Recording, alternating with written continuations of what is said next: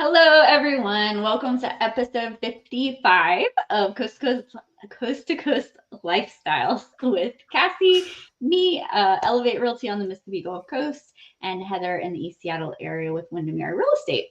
And today we are going to talk to you. Super excited. I'm excited to hear what you have to say, Heather, as well, because we kind of hit the high points, but we didn't deep dive into our predictions. So I'm excited to hear. Also, we have some things nationally as well as locally. So excited to kind of compare those always. And one of the reasons why we do this show is to kind of highlight the differences and the similarities. So Heather, why don't you kick us off with your 2025 predictions? Sure. I have 5 predictions, as Cassie mentioned, kind of a mix of national and local. I always have fun doing predictions. It's always interesting to kind of see what comes up and then see what happens. But my first one is what most people are very curious about, which is interest rates. So interest rates, as we know right now, are hovering they're low sevens recently, right? I think right high sixes, yeah. High sixes now? Okay. Yeah. So they've been bouncing around, but staying in that like high 6, low 7 range. And I kind of see that continuing, lowering a bit, but continuing through Q1 of 2025, Mm-hmm. like probably the higher 6 range going into Q1, Q2. Once you hit like Q3, so kind of end of summer-ish timeframe, that's kind of when I'm starting to think it's going to lower a little bit, but I don't think it's going to lower below 6%. Although I have heard some people estimate that it's going to be in the high 5s, but I am really hesitant to say that for my prediction. I think that the lowest it's going to get is probably the low 6 range, which will be really nice for buyers and sellers during that time. But yeah, so that's kind of what I'm thinking for that one. There's actually some projections. I'll pull this up here. So there are other people that are kind of guessing the same thing. So you have Fannie Mae, the MBA, and Wells Fargo are all kind of giving their predictions for interest rates for the next year as well. And they're also kind of reflecting that high 6s in the early part of the year and then going down to the low 6s by the end of the year. So my predictions more or less kind of go along with this kind of setup.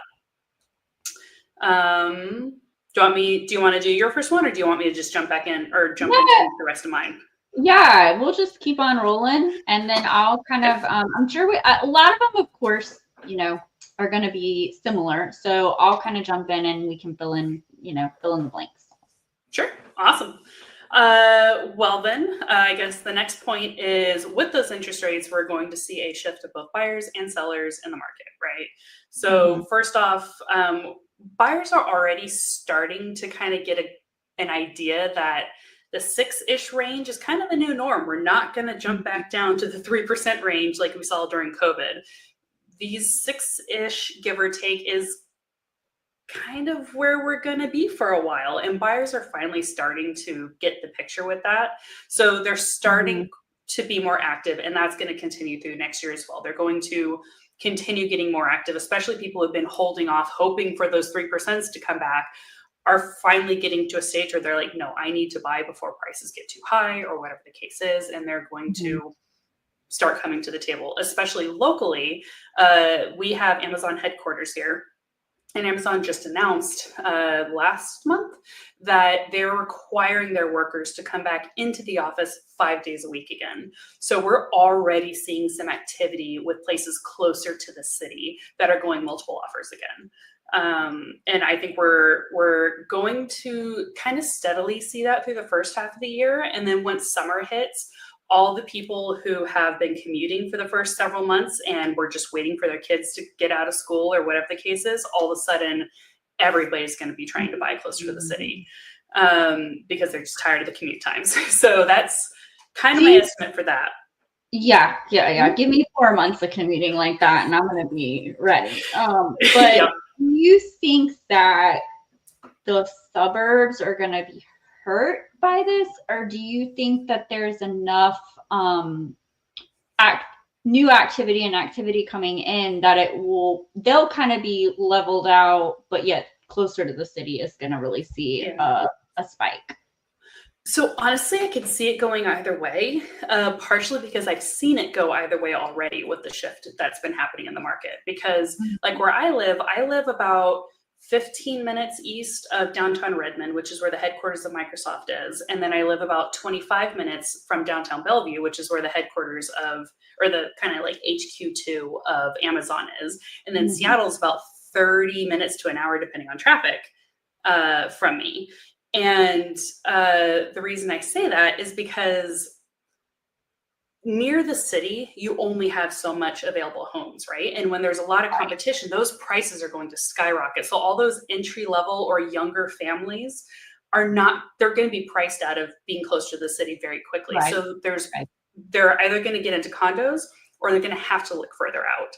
And areas like where I'm at is really a hit or a miss, because when you look at a map, it looks like we live in the boonies, when in reality, we are the closest affordable place to the city. We're still super easy commute times, not a lot of traffic, and homes are relatively well priced.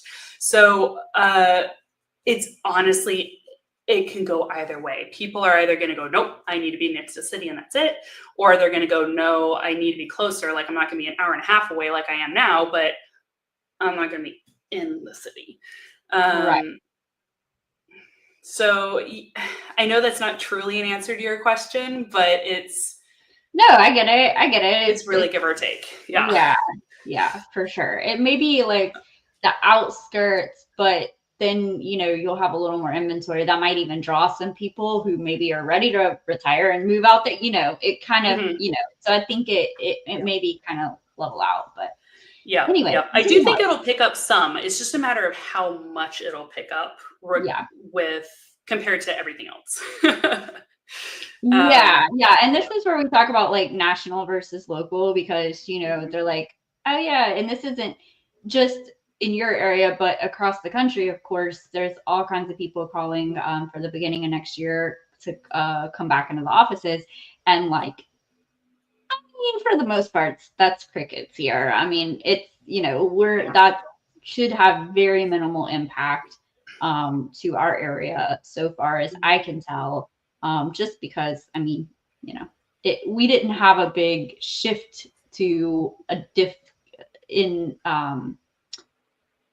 like migration based on when people did start working from home a little bit. But I mean, I don't think it's going to be a substantial impact to us, whereas it's going to be a huge impact to you guys. So true. Yeah. And a lot of the industries that are big around where you are like the casinos, right? And the military bases, where they kind of have to be in the office full time already. So it would be, I can see it being not quite as big of a, sorry, Remy.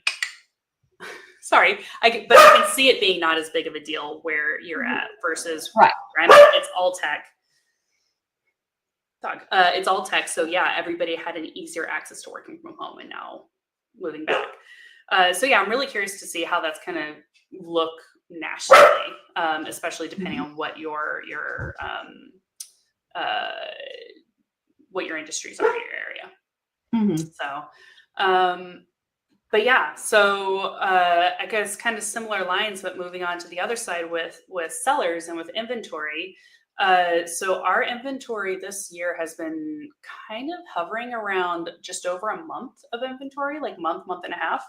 And I would say month and a half is probably the better average, but I suspect that's going to go down pretty far because buyers are going to be in higher demand. So sellers are going to be like, okay, how can we take advantage of the situation? How can we get more money for our home? Especially if they were lucky enough to buy right after COVID or right before COVID, when the market was a little bit slower and they got better prices for their homes, they are going to start looking at the frenzy from buyers and be like, hey, maybe we should also sell.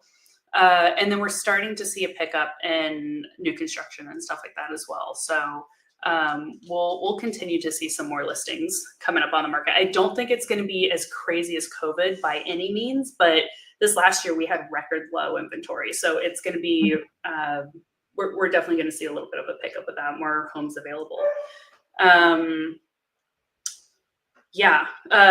and a lot of people refinanced during COVID as well. So a lot of people have been super hesitant about selling because they don't want to give up that low interest rate. But again, they also are in need of upgrading or downgrading or moving for work. And so they have been holding off, and now they're going to be like, well, crap, okay, we don't have a choice. Like, we really need to do this.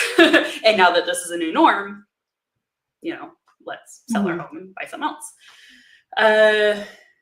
So yeah, that's my prediction on that side. And then from there, it's kind of more, again, focusing more and more locally. So for example, I read an article the other day that expected that nationally home prices are going to increase around 4% as an average.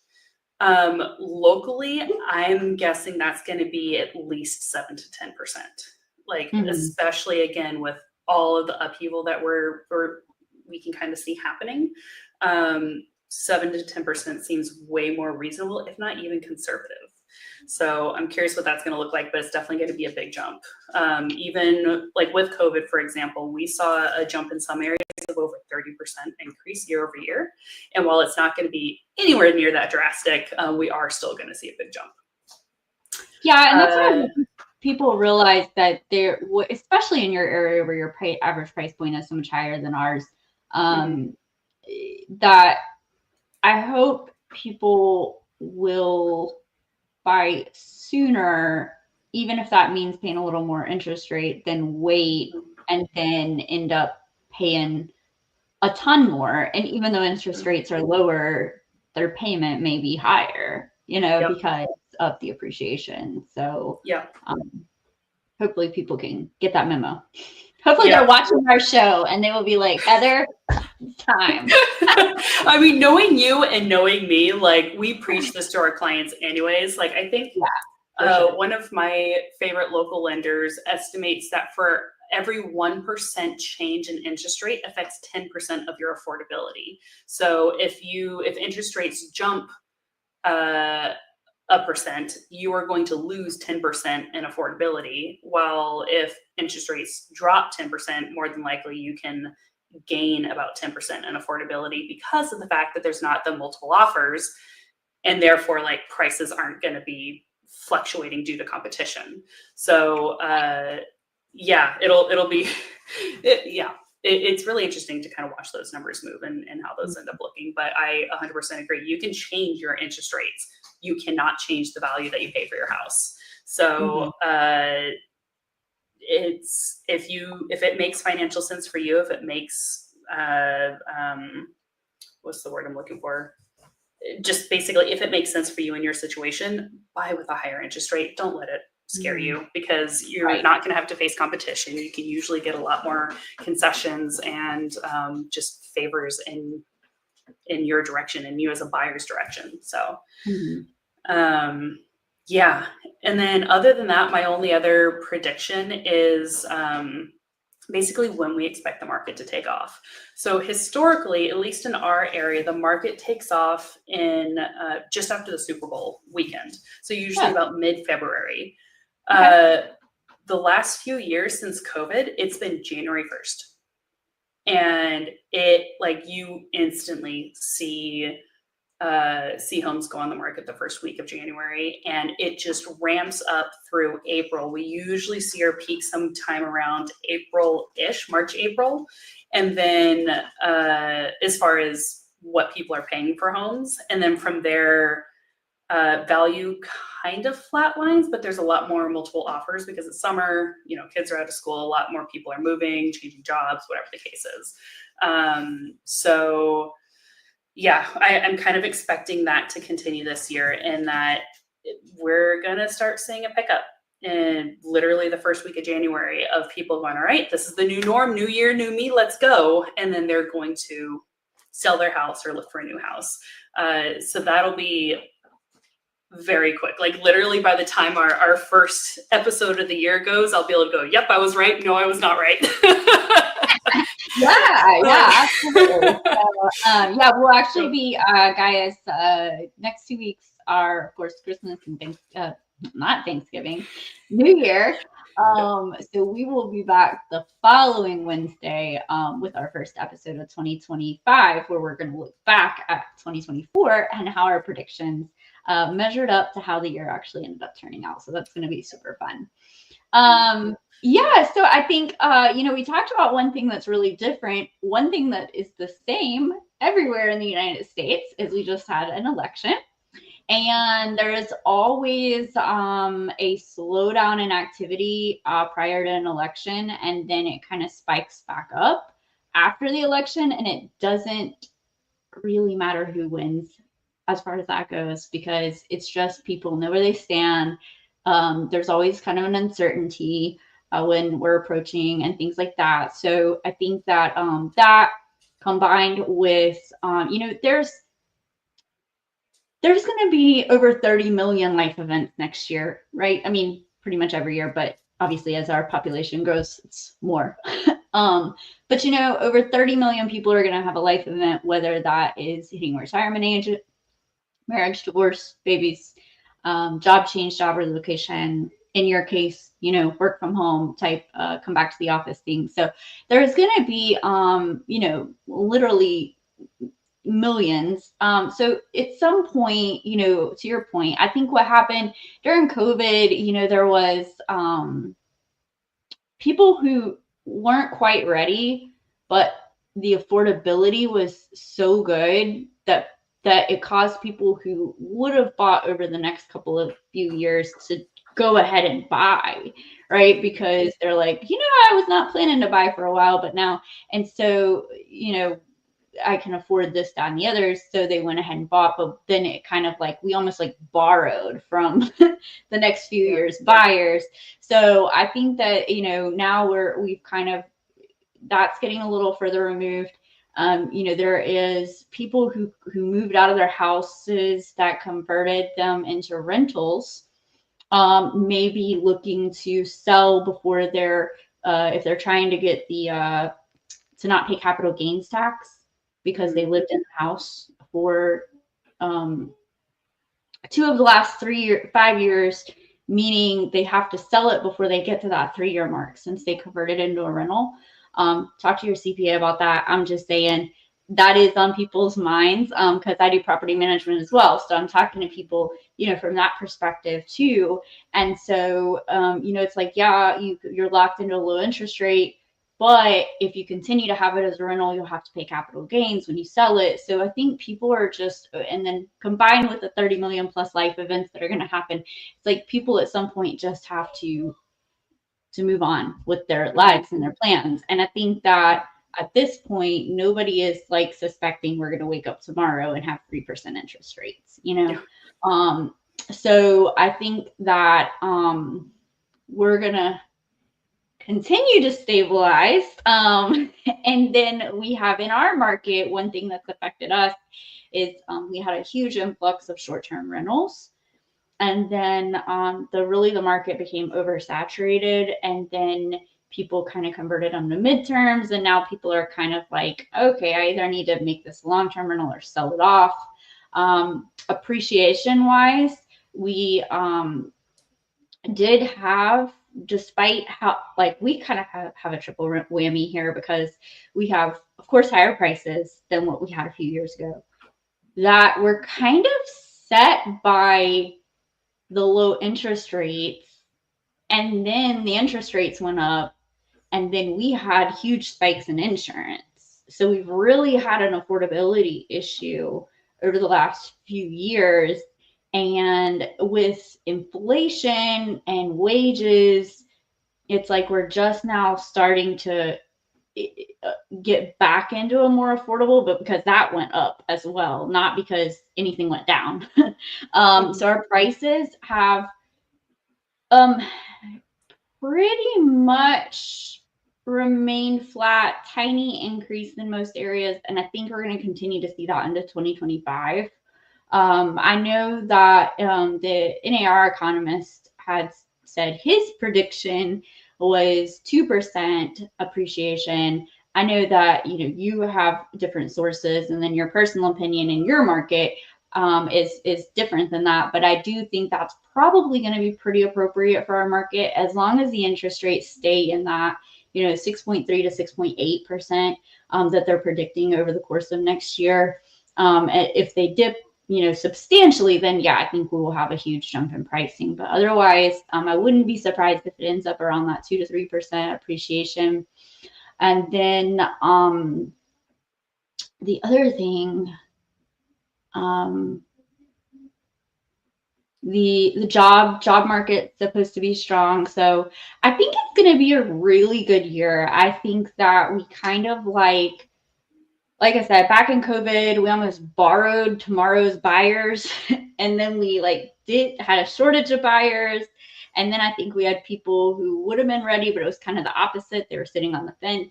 And now I think people are going to, to proceed. So I think that we've almost had, at this point, we've almost had like a bottleneck of just real estate activities. I know pretty consistently, I'm seeing expected home sales to rise, number of sales 9 to 11%. More on the 9% for existing homes, 11% for new home construction, and then the following year it may swap back where it's a little less appreciation number. A little less new builds and a little more existing home. But anyway, and so I think that will be pretty consistent here. Which, I mean, sometimes 10% doesn't sound like a lot, but it really is. If you think about for every 10 houses selling right now, there's going to be 11 houses selling. That's huge, especially for us in the real estate industry, because 10% can definitely make a huge difference in our business. And so I think it's going to be a great year. I think that we did some stabilizing this year. I'm not going to get too much into it because that's when we're going to come back and the numbers will have finalized for the year and we'll be able to look back. But I do think we had some stabilization, but I think that's definitely going to continue and even more into next year. I definitely think now is the time to buy or sell. I think it's a great time, obviously based on your individual needs, as always. So happy to have that conversation. But yeah, I'm excited. Yeah, it'll be a fun year. It's and it's going to be very interesting. Like you keep saying, it's going to stabilize a bit more to kind of what our area's norms are, I think. Yes. And for us, that tends to be a little wonky. Our norm. Crazy. Crazy is kind of our normal. But yeah, I'm really excited. I always love doing these next year predictions because it's always fun to kind of see what it actually turns into. But yeah. But with that said, I know we've said it a few times already, but we are going to be out next week for Christmas. We're going to be out the following week for New Year's. So we will be back later in the first week, or I guess the second week technically of January, to actually pick up. Yep. Yeah, so I guess we will see you all in 3 weeks in the new year. Same time, same place as always. All right. Yes.